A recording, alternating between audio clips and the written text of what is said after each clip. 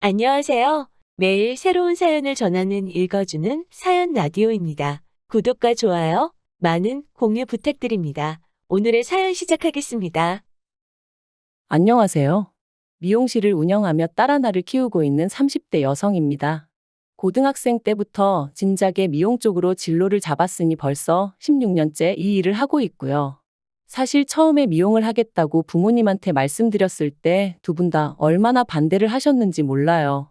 제가 고등학교에 갈 때만 하더라도 인문계 고등학교가 아니라 여상이나 미용고를 가면 날라리라고 생각하는 사람들이 많았거든요. 저희 부모님도 막연히 그런 편견을 가지고 계셨던 거죠. 그런데 비교적 성적도 괜찮았던 제가 난데없이 미용고를 가겠다 하니 어머니는 울고불고 저를 잡으시고 아버지는 처음 회초리까지 드셨다니까요. 하지만 자식 이기는 부모 없다고 제가 계속해서 고집을 부리니 그래 한번 해봐라 하고 결국엔 허락을 해주셨습니다. 그리고 저는 제 결정을 믿어주신 부모님을 위해서라도 무조건 성공해야 한다는 마음으로 다른데 한눈 팔지 않고 묵묵히 제 일만 하면서 경험을 쌓아왔네요. 그리고 마침내 남의 미용실에서 1회번 1억과 친정 부모님이 보태주신 3천만 원으로 제 미용실을 오픈할 수 있었죠. 그리고 이렇게 본격적으로 미용실을 오픈하고 얼마 되지 않아 남편이 저에게 프로포즈를 해왔습니다. 친구 소개로 만나서 사귄 지 4년차가 돼가던 해였기에 솔직히 시기상으로는 성급한 프로포즈는 아니었죠. 하지만 저는 제 미용실을 제대로 운영해 나가고 싶었기에 남편의 프로포즈가 부담스러웠어요. 사실 결혼이라는 게 식만 올리면 끝이 아니잖아요. 남편은 아이도 둘은 낳고 싶다며 연애 때부터 노래를 해댔으니 분명 결혼하자마자 아이를 원할 게 뻔했는데 아이를 낳게 되면 산후조리도 해야지. 이후로도 엄마인 제 손이 필요할 걸 생각하면 정말이지 엄두가 나질 않더라고요. 그래서 남편에게 미용실이 자리를 잡을 때까지만 기다려달라고 했어요. 제 생각엔 2년에서 3년이면 충분할 것 같았거든요. 하지만 남편은 계속해서 결혼도 출산도 다 때가 있는 거라며 저처럼 생각하면 아무것도 못한다며 저를 설득하려 들대요. 그뿐만이 아니었습니다. 심지어 언젠가는 혹시 사랑이 식은 거냐 해가며 제 앞에서 눈물을 보인 적도 있어요.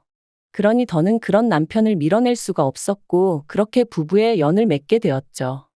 처음 몇 달간의 신혼생활은 정말 꿈만 같았어요. 비록 남편은 회사 일로 저는 미용실로 바쁜 하루하루를 보내긴 했지만 그래도 한 공간에서 같이 생활을 해나간다는 게 즐겁고 행복했거든요.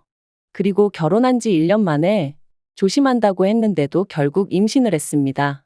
사실 이렇게 이야기하면 어떻게 들릴지 모르겠지만 저는 아이를 원하기도 했고 동시에 원하지 않기도 했어요.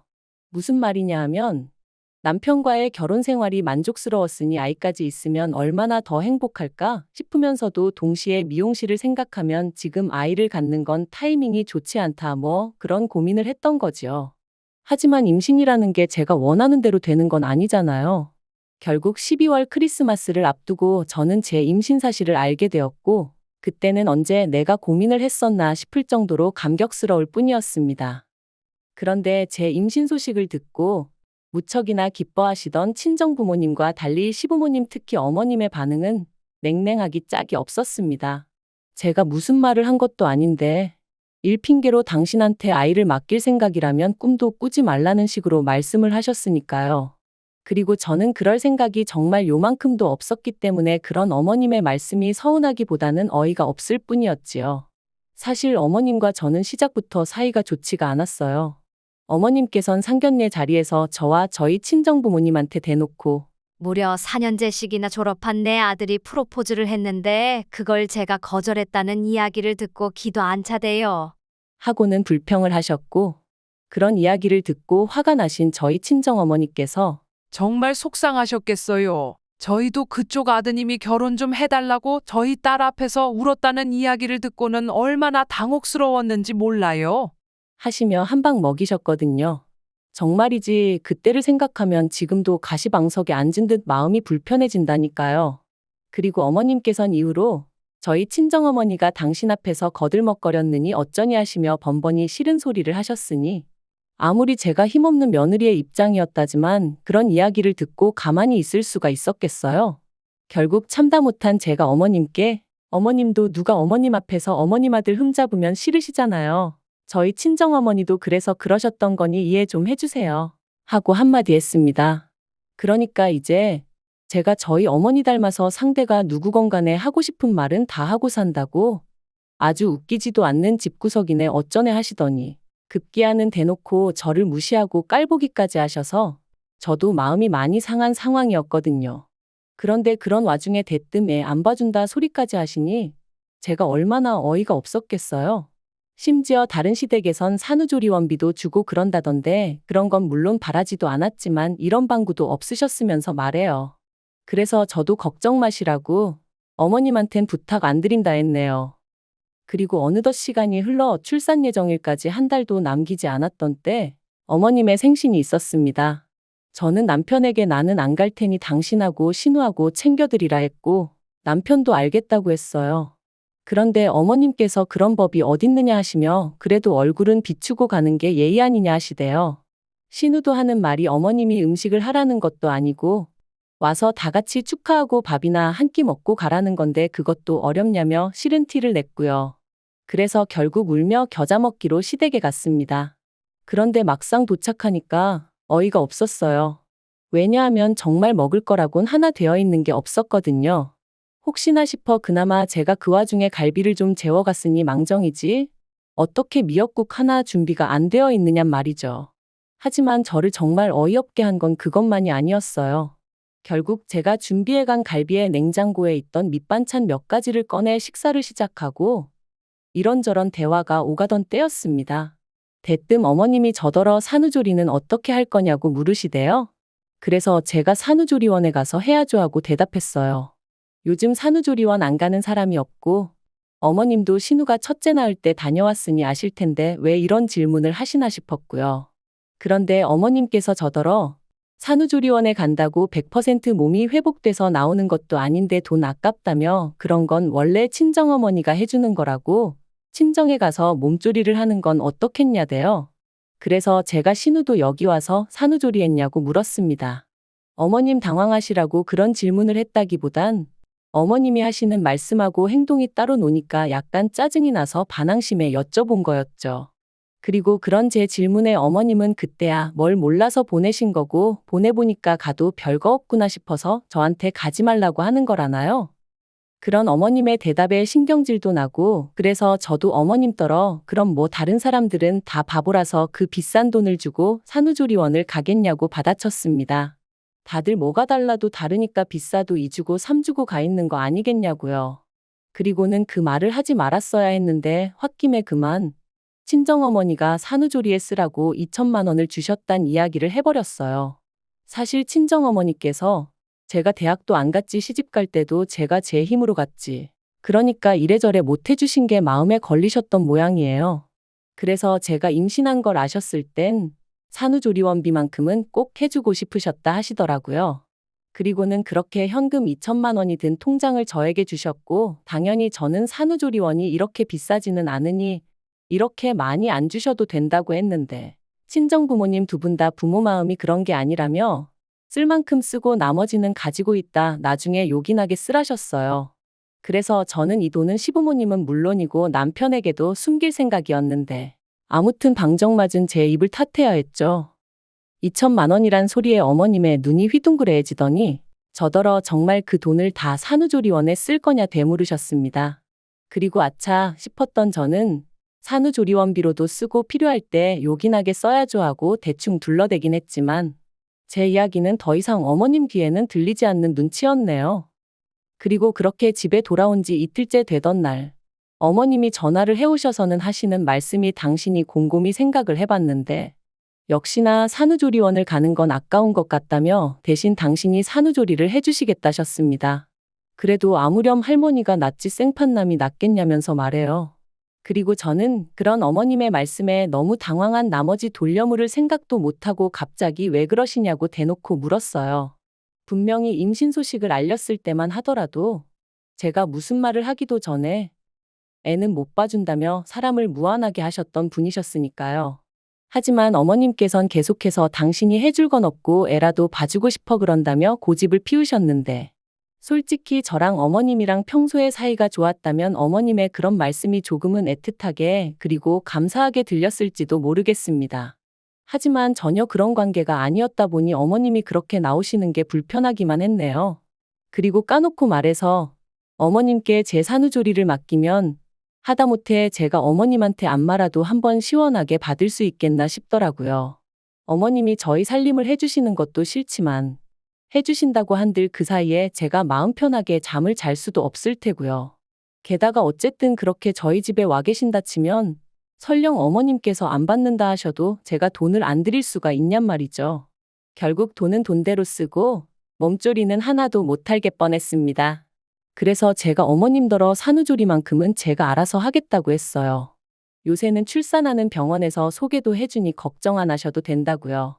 그러자 어머님도 더는 하실 말씀이 없으셨는지 그래 너 잘났다 하시고는 전화를 탁 끊어버리시대요. 그 일이 있고 며칠 뒤 저는 출산을 했고 눈에 넣어도 아프지 않을 딸을 낳았습니다. 병원에 오신 어머님께서 기어이 산후조리원에 갈 거냐 하시는데 옆에 계시던 친정어머니께서 당연한 거 아니냐며 저 대신 대답을 해주셨어요. 그리고는 산후조리원에서 나오는 대로 친정으로 데려가서 2주 정도 더 데리고 있을 거라고 하시더라고요. 그러자 어머님께서 그러면 당신 아들이 한 달 가까이 혼자 있어야 되는데 그게 말이 되냐며 짜증을 내시대요. 물론 저희 친정어머니께서 다 큰 어른이 한 달 혼자 있는 게 뭐가 대수냐며 우리 딸애랑 결혼하기 전에도 혼자 살았다는데 별 걱정을 다 하신다고 어머님 입을 막아버리셨지만요. 그런데 어휴, 그 타이밍에 그렇게 일이 겹칠 줄 누가 알았겠어요? 산후조리원에서 퇴소하고 친정에 도착한 지 이틀째 되던 날이었습니다. 높아진 친정어머니 목소리에 잠에서 깼는데 누구랑 통화를 하고 계신 건지 어머니 표정이 좋지가 않았죠. 그리고 이내 어머니가 전화를 끊으신 걸 보고는 누군데 그러냐니까 저희 어머님이라면서 하시는 말씀이 어머님이 넘어지셨답니다. 어디 계단에서 발을 헛디디셨는지 아무튼 넘어지셔가지고 어깨를 다치셨다는 거예요. 그러면서 어머님이 아무래도 제가 와야 할 것 같다고 그러셨다나요?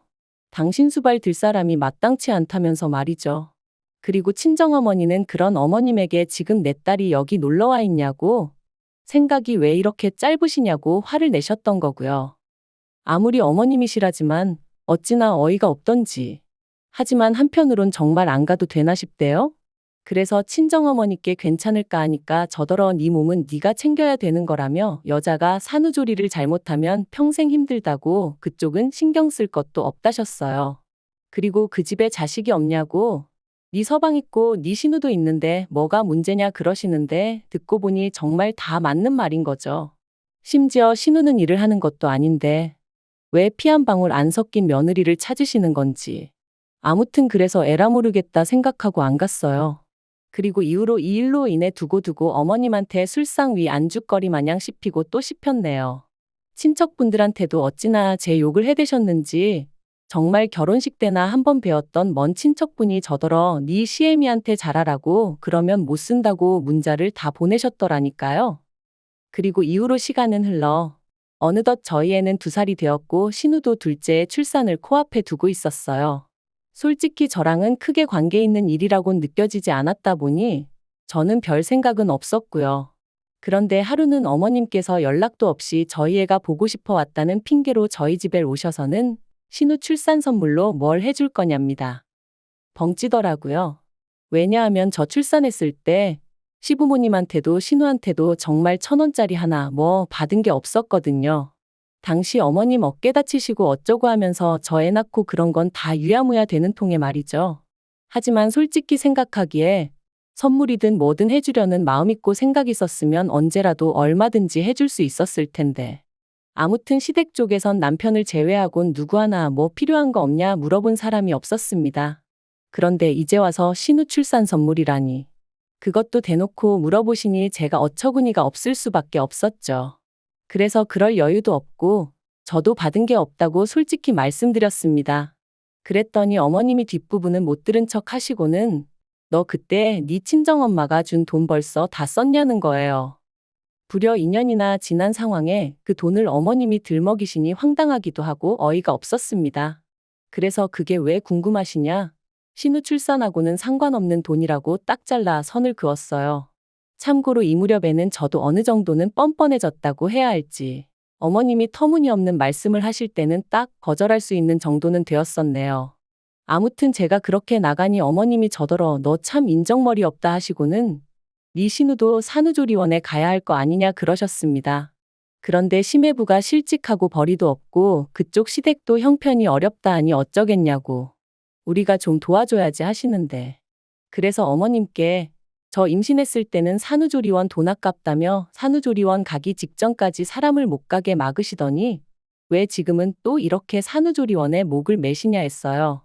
그리고는 아무튼 저는 신우 산후조리원비 대줄 능력도 없고 그럴 생각도 없으니 그런 말씀 하지 마시라 했죠.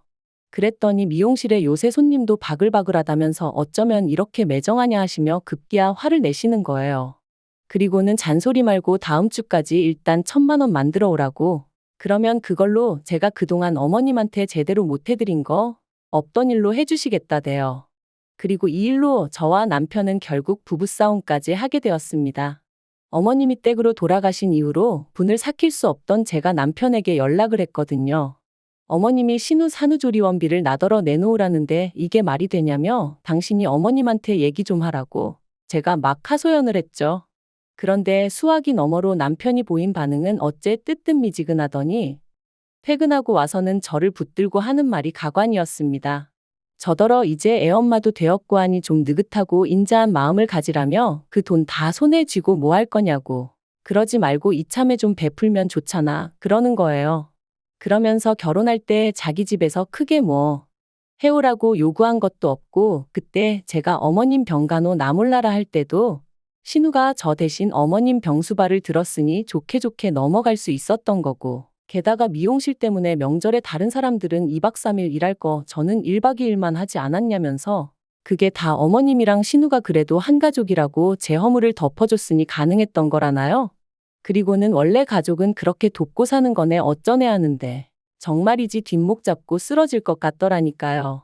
그래서 제가 말은 똑바로 하라고 결혼할 때 당신은 뭐 얼마나 대단한 걸 해왔냐? 딸이 지 엄마 병간호하는 것도 며느리가 감사할 일이냐? 명절에 시댁에서 1박 2일 붙들려 있었고 친정엔 반나절밖에 못 있었는데 그게 무슨 개소리냐 하고는 저도 지지 않고 받아쳤습니다.